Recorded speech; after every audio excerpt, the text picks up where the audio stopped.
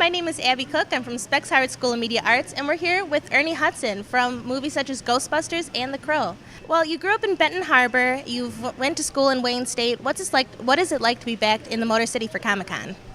Coming here, it's who I am. So it's always good. And I make a point of coming back at least a couple times a year. That's good to hear.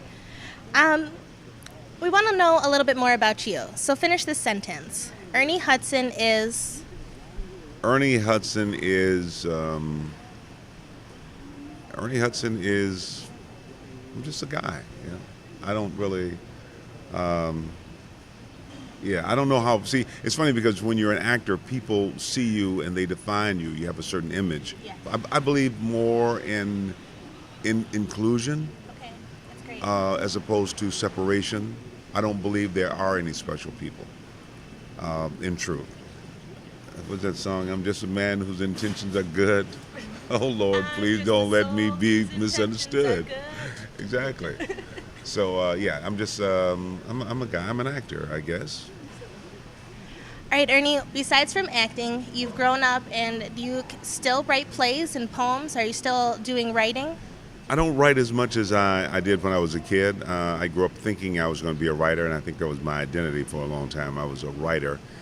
But I was a single parent, and after I left school, I had the responsibility of my children.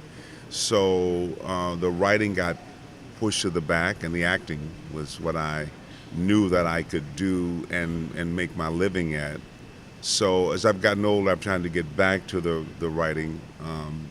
But I think it's very important to be able to write, to be able to express yourself. That's really great. Moving on, Okay. Ghostbusters. It's been around for 30 years. Yeah. This week, right? Yeah, I think this is the 30th anniversary this week of Ghostbusters, and it's hard to imagine that much time has passed.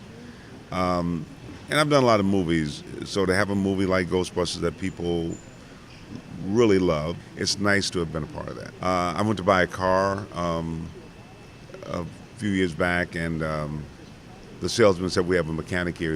He's a big fan of yours, and he has a tattoo of you." And I said, "Really? He has a tattoo of me?" He said, "Yeah." So he calls the guy in the office, very conservative-looking guy, and he says, "Show Ernie your tattoo," and he pulls his pants leg up, and the entire calf was my face. And I thought, wow, that's, I don't know, I'm flattered, I think, Did it look good? Well, it was clearly my face, and it was definitely not my leg. So, but I thought, well, I can't get my wife to tattoo, my initials, let alone my face, Sure. There's rumors of a Ghostbuster 3. Right. Can you tell me more about that? Do you have any inside knowledge? Are you going to be in it? Anything solid with that? I'd like to think so. I'd love to be a part of it.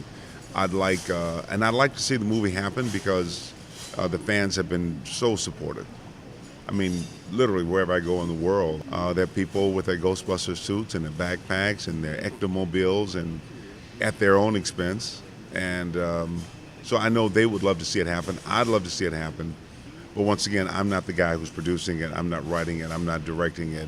And Hollywood makes some strange choices. Sure. But I'm hoping that if there is another movie, and I'm told by all the people who should know that me and Danny and Bill, of course Harold's no longer with us, but we'll be a part of it. But once again, when the money's on the table, who knows? Right, absolutely.